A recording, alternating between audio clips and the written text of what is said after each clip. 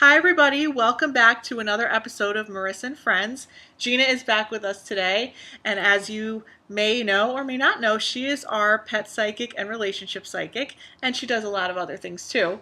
But she's back to talk about the do's and don'ts of getting a psychic reading and how you can get the best psychic reading for yourself. Hi Gina. Hello. Okay, so I just want to give you some tips on getting a good psychic reading, getting your money's worth, getting what you came for. So the first thing you have to do is you have to come with an open mind. Yes, don't have a bad attitude. Right. The bad attitude, no. You have to come open and willing to hear what the reader has to tell you. And also, you don't want to come blocking. So you don't want to sit with your hands crossed, your legs crossed, just kind of like, tell me something I don't know. You want to come open and willing to hear and relaxed. Yeah, because if you come with, your body language closed, your energy closed, you're kind of giving us a feeling of being blocked and of anxiety, and it's hard to actually read through that. So you're the one that really determines how deep and how insightful your reading will be. Because when we're reading you, we're reading your energy, and our guides are helping us read you, and your guides and some of your spirits might be there. So we're getting all this information. So in order to get it across to you, you have to be willing to listen to the information, to take in what we say, and not like talk right away. Kind of let us talk and listen, and then at the end we'll have time to go back over your questions. But when a reader's in their zone or they're channeling, it's good to just sit back, take notes, take information, and just wait, because this is when all the information's coming to them. Yeah, too. And sometimes people might come in for a reading and sit down, and Gina might say something like, okay, is there anything that you want to know? And you might say, oh no, just kind of whatever comes through.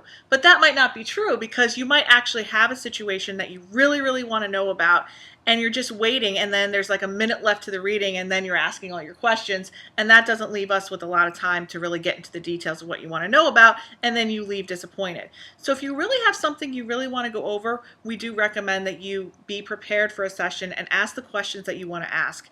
Don't leave it to chance for something like that to come up, because your spirit guides might not want us to talk about that. They might want us to bring up other situations. So it's really important. Yeah, so if you're coming, it's good maybe if you want to write down a couple questions, so that if you get there, some people are nervous. So if you have a couple things that you really want to be answered, it's good to write them down. And it's also good, if you want to see if some of your spirits are going to show up, or some of your family members, talk about that you're going to a reading, because they're listening. So if you say, oh, I'm going to go get this reading, I'm going to go talk to a medium, a psychic, they're listening. So chances are they might come along with you. And that's kind of giving them an invitation to come, kind of setting the date. Yeah, and sometimes they come to us maybe a day or two prior to seeing you, and they bug us. Make us up in the middle of the night. Yep. And if you come in with an attitude of, and we welcome skeptics. We welcome people that, if you're not sure if this is the real thing or not. But if your energy is closed, and if you're not open to getting a reading, or if you have a bad attitude, or if you're angry, or if you're just looking to test people, you're going to be cutting yourself off from the experience, and you're going to be getting a reading that you're not too happy about too. And some people like to come with a friend, which is fine, as long as you're willing for this friend to hear everything that may come up. So people could be the first time, and they brought along a friend, and they want, something might come up that they don't want this friend to know about. So they're like, no, that's not true, that's not true.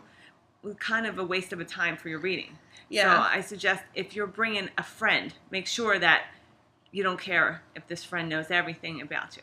And two, if you bring a friend, some people are like, oh, I just want somebody to come and take notes. That's also putting the other person in a position to be read. So you might come in hoping for your reading, and the reader might be picking up on your friend. Just because somebody's in the room with you, it doesn't mean we can shut off the channel to other things that are coming through. We really don't have that control. So make sure you're prepared, make sure you're open, make sure you're receptive, make sure you have a good attitude, and make sure you're asking what you want to know. So I think that's about it. That's about it. Okay, thanks so much for coming for another episode of Marisa Friends. And as always, please subscribe to our YouTube channel and let us know on Facebook what you'd like to know about for next time. Have a good day.